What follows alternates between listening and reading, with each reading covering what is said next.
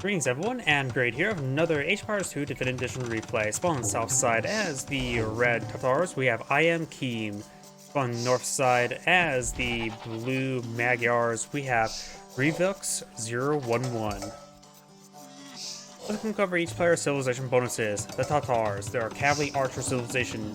Villagers gather 50 plus 50% food from eatables, so those goats and sheep provide 150 food each. New town centers spawn 2 sheep starting in the castle age. I wonder if they spawn on as sheep or as goats. Units on higher deal plus 25 damage from providing higher elevation, so it makes your high ground even more effective. Thumb ring and parting tactics are free, which are very nice to have for your various. Even just having thumb ring free is also really nice for your archers. You can only look up the crossbowmen, however. But plus was pretty good for skirmishers. Or blue, the Magyars, cavalry civilization. Villagers kill wolves with 1 strike. Forging, cast iron, blast furnace technologies are free, so your melee upgrades are free. Scout cavalry, light cavalry, and hussars cost 50% less. Unique unit is the Magyar Hussar, which is a castle-based hussar unit, which is, of course, a little bit more effective. For an army, Magyar Hussars cost no gold. I think by default they have like 15 gold. And recurve bow. Cavalry archers get +1 range, +1 attack. So both sides can actually get some decent cavalry archers. The Magyars can also get Parthian tactics, thumb ring, and heavy cav. Can they get bracer? They can get bracer as well, so they get some pretty good cavalry archers. +1 attack, +1 range is very good for cavalry archers. The range is key. Not many things actually improve range for a lot of units.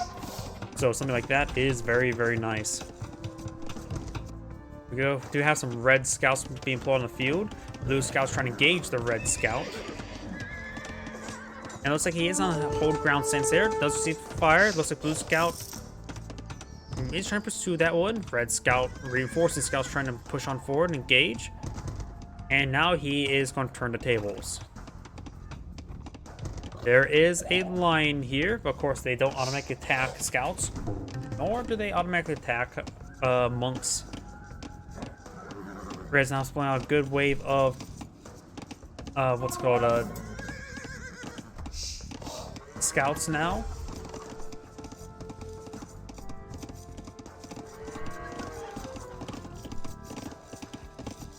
Down south, looks like he's so far nothing. He's just going for more spearmen, more villagers. He's not eyeing for any more aggression units. Blue's now pulling out some more scouts. He's going to counterattack with his scouts. Blue's red scouts trying to gauge the wood line there, but they have walled themselves in.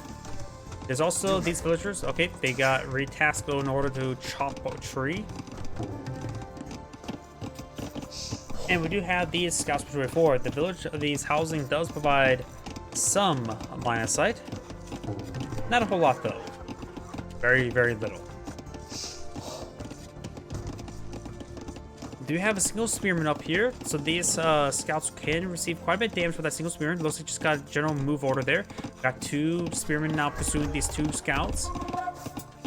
And does get plus 50% more food from eatables. Is actually very, very good right now. As long as it gets more and more food from these sheep or goats. You have 4 scouts here versus these 3 scouts here. One of them is severely wounded. One here is only slightly wounded. So these 2 villagers or spearmen will need to support these scouts in engagement. And you got some more blue scouts from on the field. Red's just eyeing for more villagers. He's not trying to pull out any more military units, but he may need to get out a couple more spearmen. Right now, blue's eyeing for more villagers as well, not eyeing for any more military units. Red should have enough forces here to protect himself. He actually has 4 spearmen across this entire town.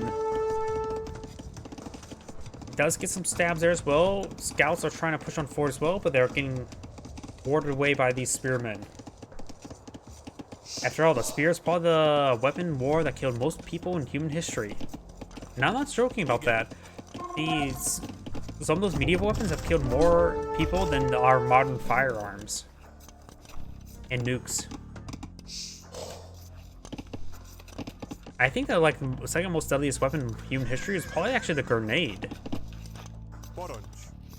I think the crossbow, the spear, and the grenade are the deadliest weapons in human history. After all, one of the deadliest weapons in World War I was actually the grenade. and not the artillery. Or machine guns. Igen. We got a good wave of archers here, as was a pair of spearmen. Scouts somehow eyeing to push way down south. Got the spearmen patrolling around. Patrolling the Mojave almost makes you wish for a nuclear winter. Now, of course, now 2 archers here, which can help pick off these spearmen. The spearmen can also help pick off the spearmen. Now we've got these 2 more gold miners push way forward. Let's see, blue does not have a lot of resources at the moment, so he's not getting out a castle anytime soon. Red is going for castle, which is going to be very important. The birdie does make a bit of sound there as we've got these scouts falling back. He does get these villagers inside the town center now. He could receive some town center fire relatively soon. Reds, of course, have to stall out and wait for his castle wage to pull out something a bit heavy. A couple knights will be very handy in this engagement. Of course, as he's pretty far away from that, the build time is very long. In fact, he's going a bit risky. He's counterattacking with these scouts. He's going to be playing around his town center for a bit of time. Does get out another stable there. He's trying to pull out some more of his knights. Do now have a watchtower here. He needs to claim some more gold. He does have enough gold for 1 knight, but I don't believe he has enough for 2. Does get some good stabs there. No sufficient affects the cost of knights. You could also go for step lancers. Step lancers are cheaper in gold, and would allow him to get some alpha strikes onto those spearmen. So maybe eyeing for some step lancers. Got 10 military units here. These villagers' wood line could be under attack by the bowmen. It's all about ready to get an opening there. Actually, there was an opening there. I'm trying to start hacking down this palisade wall there. You now have knight being pulled on the field. Does go for gold mining research now. He does go ahead and back these guys off the far side. There is actually an opening there for him to escape on out of there. He could abandon that wood line for now. Yeah, as I abandoned the wood line, there's plenty of wood over here. Does getting out some more of these knights now. Does get a second knight on the build queue. 3rd knight on the build queue as well. Has a good amount of food. He may be trying to pull out another town center. He doesn't have a whole lot of wood. Yeah, he needs more wood, I guess, in general. Granted, his opponent has to knight this wood line. House almost down. Or what's the scaffolding of house. And these guys are not trapped in there. One thing he could have done was build some scaffolding over here and trap these guys, preventing them from going. Only if they were to push forward, they would be trapped inside. He's looking for his now 4 knights. Of course, the spearman can do some good damage there. And down 2 more knights on the build queue. Got more melee armor now being pulled out for the knights, as well as going for stuff, husbandry and bloodlines.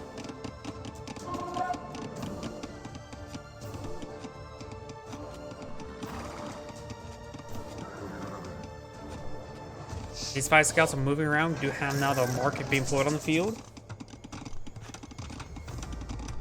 And a lot of these farms are actually expired. He needs more wood, that's for sure. Up north, the single scout remains. Villager count is... Oh, blue just went for just got a castle age. A lot of these villagers are exposed. Let's take out another villager there. Blue does have a slight advantage in villager count as well. So seeing red has gone for faster castle, but couldn't build out another town center is a big problem. But right now, these knights may change the villager count issue. Got a good number of defensive spearmen here, but the knights can win on a 1v1 against them, and there's more knights and spearmen at the moment. Got blue's knights now in the mix as well. Red's knights are running around trying to break open this wood line.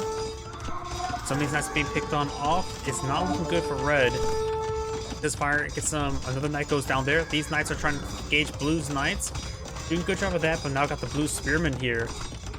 Does got one of red's knights there. Blue's knight has 1 health remaining. And over here, we've got these scouts still moving around. Red does have a good number of knights here. Needs more. Another town center. Red's down to 34 villagers, not a lot. And blue just have too much of a defense force right now. Trying to counterattack with a handful of archers. And still only has the 1 town center. Blue right now It's going for wheelbarrow and has a villager on the builder queue, which means they have 2 town centers on the field, so Blue's going to be pulling ahead on villager count even more.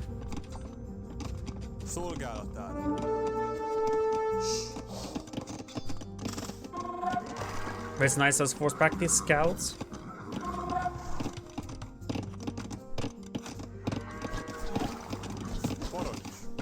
Archers getting some hits there on these lumberjacks. We got these guys sort of doing nothing as well. Nice to try and push one forward. He could perhaps take time to actually start cooking out wood. He only has clutching, no Bodkin arrow research.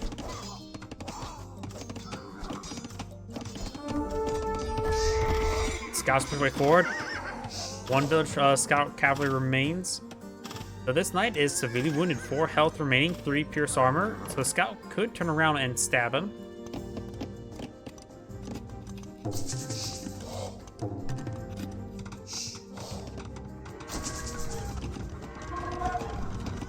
Looks like Blue's supplying out some more of these knights now.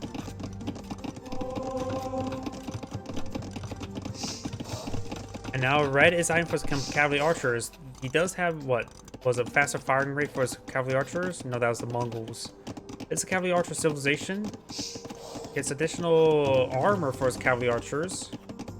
And the thumb ring and parting tactics are free, but nothing really advanced when it comes to these cavalry archers. The unique unit is a Keshik, which is a melee cavalry, does generate gold per hit.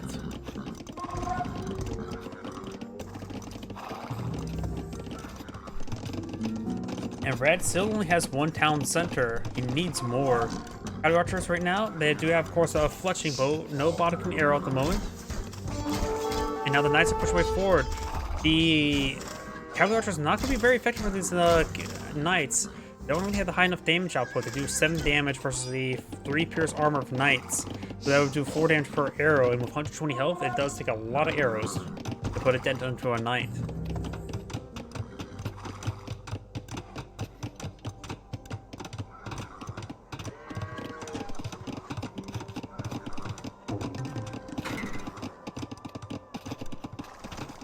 Nice job trying to push on forward, trying to get a good engagement onto these villagers. The wood line could be broken in.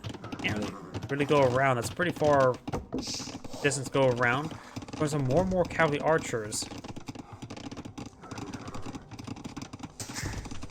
Still just the 1 town center, which still is being a big problem. Red has spent a bit of stone there, so he may have his town center being pulled out somewhere. Not sure where, though. Definitely it's not common for any research that requires stone. The Red has a town center queued up somewhere. Now got these knights pushing forward in this wood line. Does find a great engagement there, and they're great now. Those villagers are going to go on down. Cavalry archers now eyeing for a counterattack, trying to put some holes into these villagers. And these knights trying to come up down here to respawn. But honestly, Blue has enough knights here to engage Red's knights.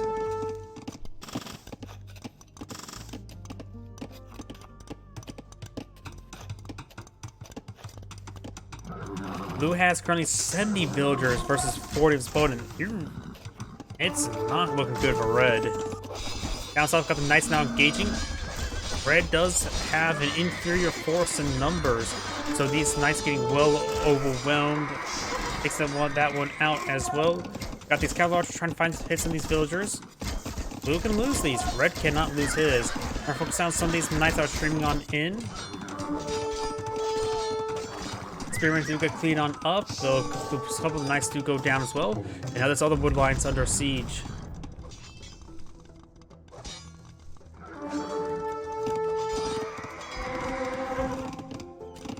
And Red does cast some GG. Yep, with that lack of villagers, that is going to be a big problem for him. It's Android saying, thank you for watching, and on to the next replay.